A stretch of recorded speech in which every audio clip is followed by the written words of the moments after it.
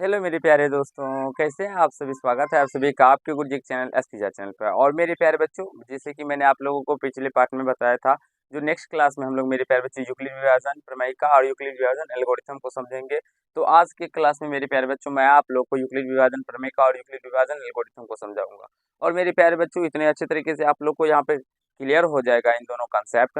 जो मेरे प्यारे बच्चों, इसके प्रश्न जितने भी आएंगे वो आप लोग अच्छे तरीके से सीख यानी कि बना लेंगे, उसको कहीं से कोई प्रॉब्लम नहीं होगा।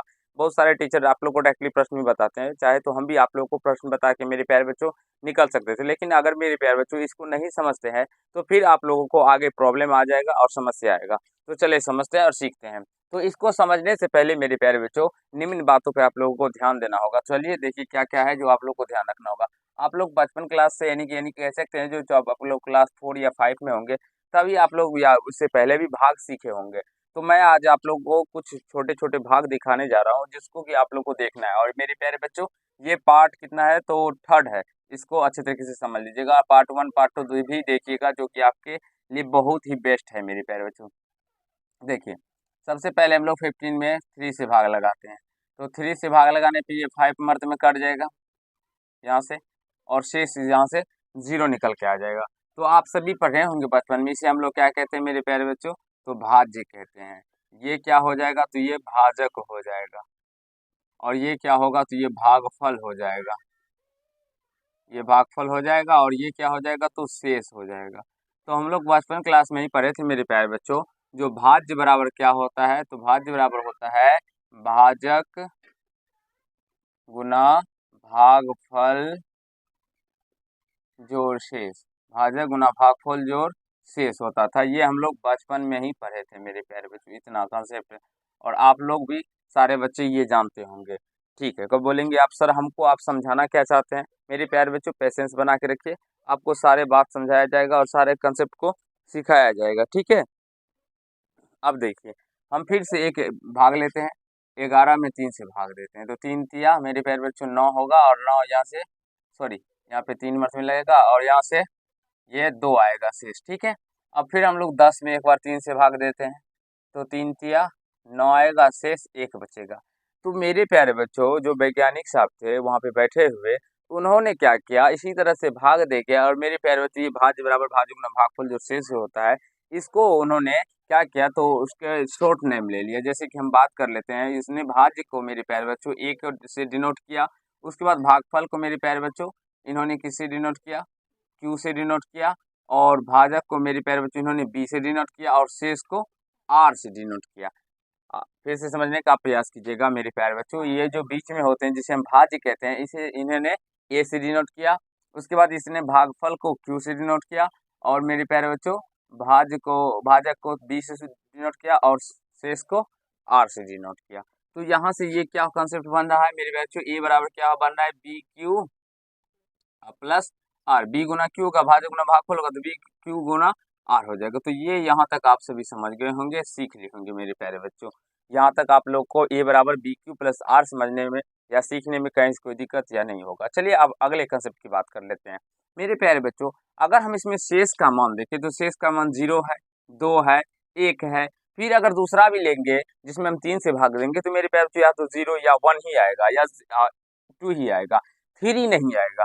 तो यहाँ से हम कह सकते हैं जो शेष का जो मान होता है मेरे प्यारे बच्चों, इस आर का जो मान होता है वो 0 के बराबर भी होता है और 0 से बड़ा भी होता है। 0 से बड़ा है ना, तो यहाँ से 0 से क्या होता है मेरे प्यारे बच्चों, तो बड़ा होता है, और 0 के बराबर भी होता है। आर का मान जो होता है वो 0 के बड़ा भी होता है, 0 से बड़ा भी होता है, और 0 के बराबर भी होता है। वो देखिए, उसको बंद कीजिए। आर का जो मान होगा मेरे प्यारे बच्चों, क्या होगा, 0 से बड़ा भी होगा और 0 के बराबर भी होगा मेरे प्यारे बच्चों। ठीक है, और आगे बात कर लेते हैं मेरे प्यारे बच्चों। तो शेष जो है वो हमेशा भाजक से क्या रहेगा, छोटा ही रहेगा। तो यहाँ से भाजक से क्या होगा, हमेशा हर कंडीशन में छोटा ही रहेगा। तो ये भी आपको ध्यान पे रखना होगा मेरे प्यारे बच्चों। जो आर का जो मान होगा वो 0 से क्या होगा, आर का मान मेरे प्यारे बच्चों 0 के बराबर भी होगा और 0 से बड़ा भी होगा, और बी से हमेशा क्या होगा, तो ये छोटा होगा। इसी चीज को मेरे प्यारे बच्चों हम लोग यूक्लिड विभाजन प्रमेय का कहते हैं। इसी को क्या कहते हैं हम लोग, यूक्लिड विभाजन प्रमेयिका कहते हैं, जो कि a बराबर बी क्यू प्लस आर हो, जहाँ आर का मान जो हो मेरे प्यारे बच्चों 0 से बड़ा या 0 के बराबर हो और b से क्या होना चाहिए, छोटा हो। तो इसे हम लोग क्या कहते हैं, यूक्लिड विभाजन प्रमेयिका कहते हैं। चलिए आप समझ लेते हैं, जो यदि दो धनात्मक पूर्णांक a और b दिए रहने पर ऐसी और ऋणात्मक अद्वितीय पूर्णांक संख्या है मेरे प्यारे बच्चों, और ऋणात्मक यानी कि ये ए और बी जो कहने के मतलब, या क्यू और आर जो है वो क्या होंगे, तो ये ऋणात्मक नहीं होंगे। क्यू और आर जो होंगे वो मेरे प्यारे बच्चों ऋणात्मक नहीं होने चाहिए, ये ध्यान रखिए, और ए और बी भी धनात्मक ही होने चाहिए। तो दिए रहने पर ऐसी अद्वितीय पूर्ण संख्या क्यू और आर विद्यमान हो कि ए बराबर बी क्यू प्लस आर, जहाँ ये आर का मान 0 से बड़ा और 0 के बराबर भी होना, 0 के से बड़ा और बराबर भी होना चाहिए, बट बी से हमेशा क्या होना चाहिए, छोटा होना चाहिए। बी से क्या होना चाहिए, छोटा होना चाहिए। तो आई होप मेरे प्यारे बच्चों यूक्लिड विभाजन प्रमेय का समझ गए होंगे, और इस पे आधारित प्रश्न कैसे सॉल्व करते हैं वो भी आपको आगे सिखाऊंगा मेरे प्यारे बच्चों। अब यूक्लिड विभाजन एल्गोरिथम को समझने का प्रयास कीजिए। इसे हम लोग एक अन्य नाम से भी जानते हैं, जिसे हम लोग क्या कहते हैं, कलन विधि कहते हैं। इसे भी ध्यान रखिएगा, कभी कभी आपको कलन विधि भी देखने को मिल सकता है, तो वहां पे ऐसे यानी कि आप हड़बड़ाइएगा मत, जो कलन विधि कैसे किसे कहते हैं और कैसे निकालेंगे, कभी भी पूछ भी सकता है, तो इसलिए इसको ध्यान रखिएगा मेरे प्यारे बच्चों। यह देखिए, यह सुपरिभाषित चरणों की एक श्रृंखला होती है, जो एक विशेष प्रकार की समस्या को हल करने की विधि या प्रक्रिया प्रदान करती है। जैसे हम बात कर लेते हैं यहाँ पे, तो मेरे प्यारे बच्चों यूक्लिड विभाजन एल्गोरिथम की सहायता से हम लोग मेरे प्यारे बच्चों सिर्फ HCF निकाल सकते हैं। ऑप्शन में मेरे प्यारे बच्चों पूछा जाता है यूक्लिड विभाजन की मदद से हम लोग क्या निकाल सकते हैं। ऑप्शन में ए में रहेगा HCF, बी में रहेगा LCM, सी में रहेगा LCM HCF दोनों, और डी में इनमें से कोई नहीं रहेगा। तो वहाँ पे आप लोग को HCF पे टिक करना होगा, क्योंकि मेरे प्यारे बच्चों यूक्लिड विभाजन एल्गोरिथम की सहायता से हम लोग LCM नहीं निकाल सकेंगे। ठीक है, आशा है समझ में आ रहा होगा।